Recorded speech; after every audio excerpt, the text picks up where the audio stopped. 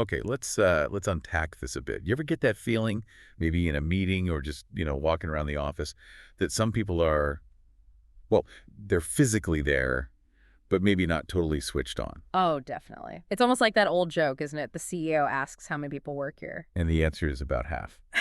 Yeah. But, when you really think about it, that kind of disconnection, people not being fully invested, it must have a real For impact. sure. So for this deep dive, the big question we're really digging into is, what is employee engagement exactly? And maybe more importantly, why should you, listening right now, actually care about it? We want to kind of cut through the jargon and figure out what really drives performance. And what's interesting is we're grounding this in some solid work. We're looking at what engages employees the most, or the 10 C's of employee engagement by Gerard Seitz and Dan Krim. So it's based on research, on observation. Right. Our mission here is really to pull out the key bits. What engagement looks like, why it matters, and, maybe some things you can actually spot or use yourself. Okay, so let's get down to brass tacks then. When we talk about someone being engaged at work, what are we actually picturing? Well, Tim Rutledge has a helpful way to frame it. He talks about three core feelings. First, there's attraction, the person actually wants to do the job. Okay. Second is commitment, they feel dedicated to it, to its success. And third, fascination. They genuinely kind of love what they're doing. Fascination. That's a strong word for work. It is, and it leads to that extra something, that discretionary effort. People going the extra mile, not because they have to, but because they want to. They care. Right, that extra gear. But is this lack of engagement, this disengagement, is it really that common, or are we talking about a few outliers? Unfortunately, the data suggests it's pretty widespread, a real challenge. Gallup, they track this stuff in the U.S. Their latest numbers show only about, 29% of employees are actively engaged. These are the people who are enthusiastic, connected, really pushing things forward. Just 29%. Wow. Yeah. Then you've got the biggest chunk, 54%, who are just not engaged. They're showing up, doing the basics, but kind of sleepwalking through the day. Just going through the motions. Exactly. And then what's really concerning is 17% who are actively disengaged. They're not just checked out. They might actually be undermining things, spreading negativity. Oof. 17% actively working against the grain almost. Those are, sobering numbers. Less than a third really fired up. That feels like a lot of missed potential. Huge potential, yeah. Is this mainly a U.S. issue, or do we see this elsewhere too? No, it's definitely global. Towers Perrin did a big survey back in 2005 across many countries. Globally, they found only about 14% highly engaged. Even lower. Yeah, Canada was a bit higher, maybe 17%, but still, you see a large majority, like two-thirds, just moderately engaged at best, and a significant chunk disengaged worldwide too. You mentioned something interesting, though, about how it varies between countries. It wasn't straightforward. Yeah, that was quite striking. You had places like Mexico and Brazil showing surprisingly higher engagement levels. Really? Yeah, higher than, say, Japan or Italy, which actually had some of the highest disengagement rates. Huh. So it's not just about the economy being good or bad. Seems not. That variation suggests it's less about the big macro picture and maybe more about the specific day-to-day experiences people have within their actual jobs and companies. Okay, so it comes down to the workplace itself. Yeah. But does all this engagement stuff, or the lack of it, really hit the bottom line? Does it make a real difference to business performance? Oh, absolutely. It might feel intuitive, right? Engaged people work harder, better. But the research backs it up strongly. There was a big meta-analysis looking at lots of studies published in the Journal of Applied Psychology. It confirmed a clear, significant link between employee engagement levels and, meaningful business results. It's not just a nice to have. It actually moves the needle. Exactly. And the article gives a really concrete example from New Century Financial Corporation. Right, I remember reading that. What did they find? They looked at their account executives, the ones who were actively disengaged.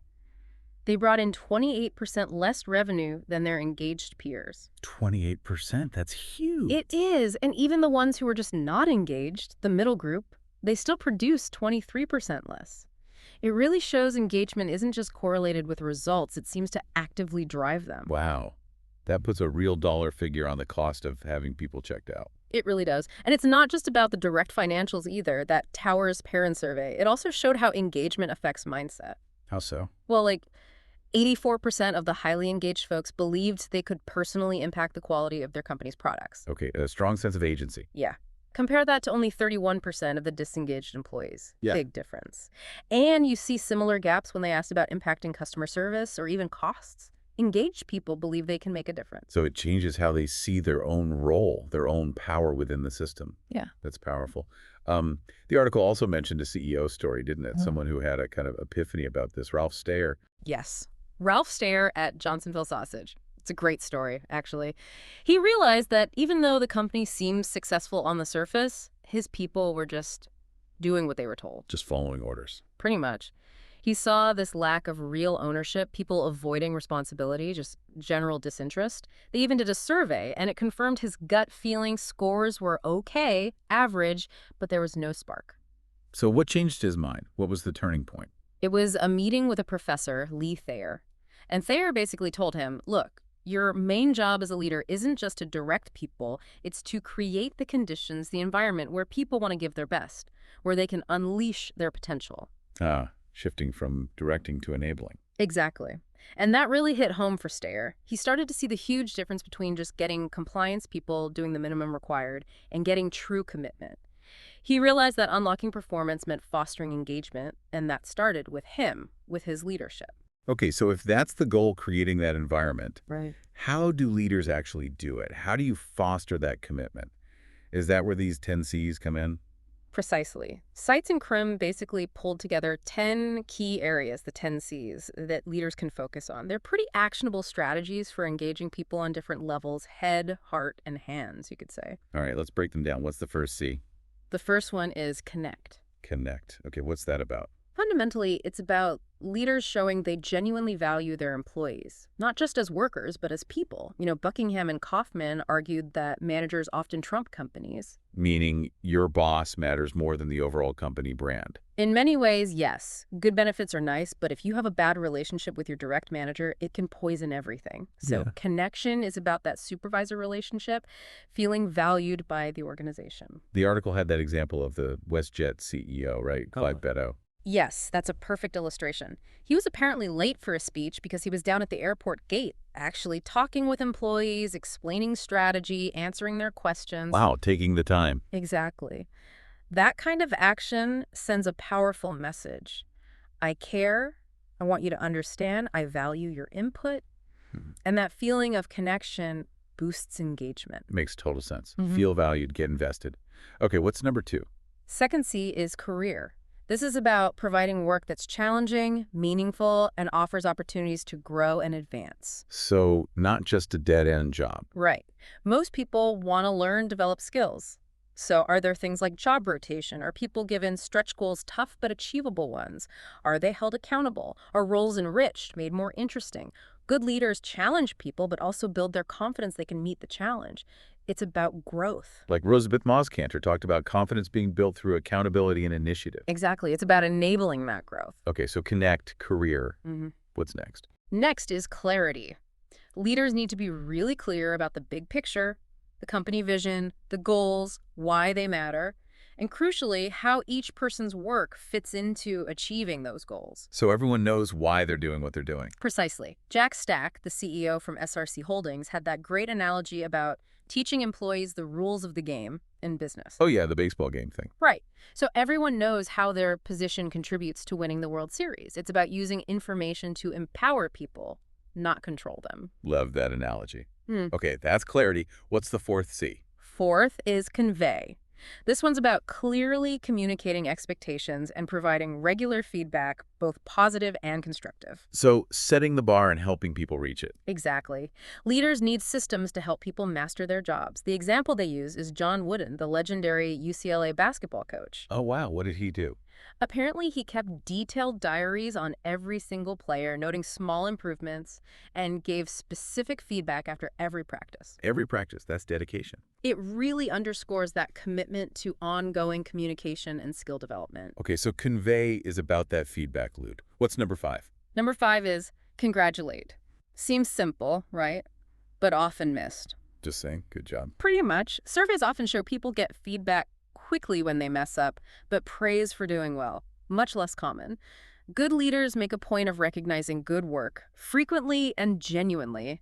It's about balancing critique with appreciation. Yeah, a little recognition goes a long way for motivation.